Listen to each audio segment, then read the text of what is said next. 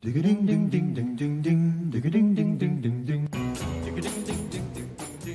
pas nécessaire pour la plus grande majorité d'entre vous, mais on rappelle quand même qu'est-ce qu'on appelle les parties communes. C'est quand même bien de le rappeler parce que c'est pas si évident que ça. Alors on va dire oui, bon je sais, partie commune, le hall de mon immeuble c'est une partie commune. Bon ok. Mais par exemple les tuyaux qui passent chez vous, dans les gaines, et qui sont chez vous, est-ce que c'est partie commune ou pas? Oui, c'est pas toujours évident. Les tuyaux qui passent dans les gaines. Ouais, les canalisations qui sont dans les gaines ou dans les dalles. Oui. Oui, non. C'est pas un vrai faux, mais la réponse est vraie en l'occurrence. Mais c'est pas évident. Donc c'est bien de regarder quand même ce que dit le règlement de copropriété, parce que dans ce petit livre-là, qui est même souvent gros, vous avez justement la liste des parties communes de votre immeuble. Mais si c'est pas très clair ou vous n'avez pas le règlement de copropriété, eh bien on va regarder ce que dit la loi. Parce que ça tombe bien, la loi William, elle nous cite les parties communes. Alors je vais pas tout vous dire parce qu'on n'a pas 2 heures, mais en gros, vous avez les sols, les jardins, les parcs, ça c'est des parties communes. Bon, on pourrait s'en douter. Vous avez également tous les couloirs, halls et paliers. Vous avez les locaux, donc local de poubelle, local de vélo, etc.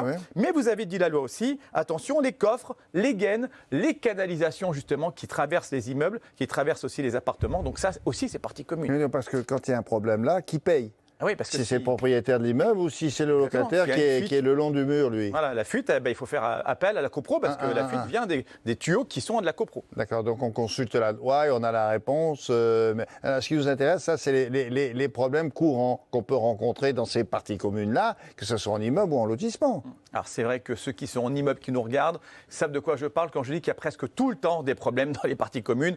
Pas tout le temps, mais très très souvent, divers et variés. Alors ça peut être problème de nettoyage, c'est pas propre. Ok, ça peut être également des pannes d'équipement. Alors c'est un classique, William, l'ascenseur. Voilà, exactement. Le classique, digicode, interphone qui ne fonctionne pas, les boîtes aux lettres qui sont endommagées, qu'il faut réparer. Ça peut être aussi, on l'a dit, des fuites qui viennent, par exemple, des toits de l'immeuble, l'étanchéité ou des canalisations. Tout ça, problème de partie commune. Et puis, ça peut être aussi, vous savez, les habitants qui s'amusent à mettre sur les paliers des gros meubles. Ils n'ont pas de place chez eux, donc ils mettent l'armoire, la commode sur le palier. Alors ça arrive souvent. On utilise les parties communes pour mettre des affaires personnelles.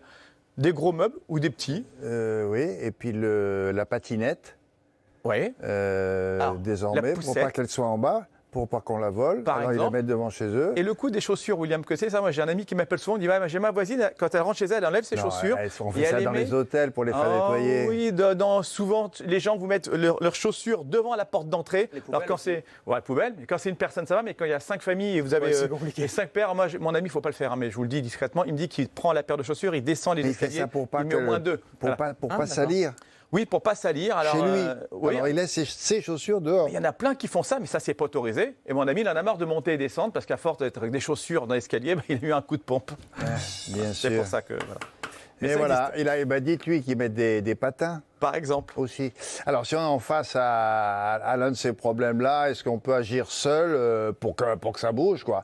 Ou on a des recours, ou alors il faut aller voir quelqu'un. Oui, mais qui? Alors, ce qu'il faut bien comprendre, c'est que chaque copropriétaire paye des charges de copropriété. Vous connaissez ça. Tous les trimestres, on paye des charges. Et c'est souvent pas donné, c'est plusieurs centaines d'euros par mois. Donc, c'est pas rien. Le fait de payer des charges vous donne le droit d'exiger que les parties communes soient bien entretenues, que tout soit en bon état. Donc, on a le droit de le faire, on a son mot à dire. Alors, mon conseil, s'il y a un souci, vous allez voir le conseil syndical.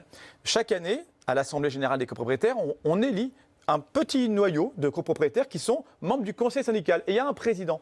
Mais ces gens-là, ils habitent dans votre immeuble. Le président du conseil syndical, c'est votre voisin, puisqu'il vit dans l'immeuble. Donc quand il y a un souci, plutôt qu'aller faire un pataquès auprès du syndic... Vous n'avez pas sonné chez lui, quand même? Si, vous sonnez chez le président du conseil syndical. Il ne va pas se représenter, lui. Ah oui, mais il sera heureux de vous aider parce qu'il est là pour ça. Donc il ne faut pas aller forcément se compliquer. Votre voisin, c'est le président du conseil syndical. Vous allez sonner chez lui, vous dites voilà, écoutez, on a un souci. Vous êtes sûr que c'est dans la loi de l'immeuble, ça? Mais oui, parce que il va vous dire, dites donc, moi je suis chez moi. Mais non, mais c'est l'intermédiaire entre les copropriétaires et le syndic. Vous avez un souci, vous appelez, ou vous allez le voir, c'est votre voisin. Ou alors, en assemblée générale. Chaque année, il y a une assemblée générale des copropriétaires. Mais donc, vous prenez la parole là-bas. On peut aller le voir chez lui. Eh oui, bien sûr.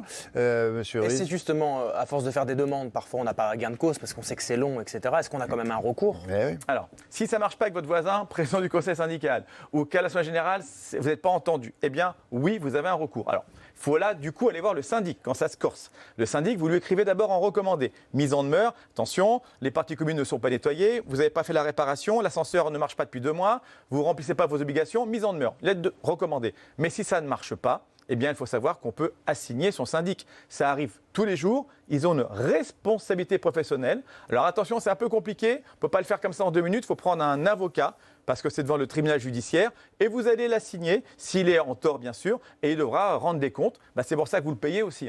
Donc s'il commet des erreurs, comme nous tous, on peut malheureusement rendre des comptes. Oui, mais là, vous parlez de copropriétaire. Mais si on est locataire et qu'on a un problème dans les parties communes, est-ce qu'on a le droit aussi de dire quelque chose ? On est, si j'ose dire, que locataire. Alors, c'est vrai que de prime abord, vous avez raison, William, on pourrait dire un locataire, lui, il n'a pas son mot à dire pour aller voir le syndic. Il n'est pas propriétaire par définition puisqu'il est locataire. Alors, c'est vrai, mais pas toujours. Vous allez voir. Déjà, ce qu'il faut bien comprendre, que le premier interlocuteur du locataire, c'est sûr, c'est le propriétaire. Si vous avez un souci dans votre logement, par exemple, il y a une fuite d'eau qui vient du toit parce que ça provient des parties communes, vous allez appeler votre propriétaire. Vous dites, j'ai un problème, le propriétaire va aller voir le syndic, il va se débrouiller. Si vous avez par exemple une invasion de cafards parce que ça vient du vide d'ordures, on appelle son propriétaire. C'est sûr que le propriétaire, c'est l'interlocuteur. Mais il y a des cas où le locataire, vous qui nous regardez, vous êtes locataire, vous pouvez voir le syndic directement. Si ça ne concerne pas le logement, mais les parties communes. Par exemple, votre palier est tout dégoûtant, c'est sale, ça n'a pas été nettoyé, vous n'avez pas appelé votre propriétaire, vous appelez le syndic pour dire, attendez, il faut faire venir un homme ou une femme de ménage, une société. Ou bien, par exemple, justement, le voisin de tout à l'heure qui met la commode, l'armoire dans les parties communes, vous n'appelez pas votre propriétaire, vous avez appelé le syndic. Il faut mettre en demeure ce propriétaire-là d'avoir à enlever tout ça. Donc c'est sûr que le locataire, il a quand même son mot à dire quand ça ne concerne pas le logement, mais les parties communes, vous avez droit de réclamer que ça soit en bon état. C'est comme ça. D'accord. Normal. Merci, maître.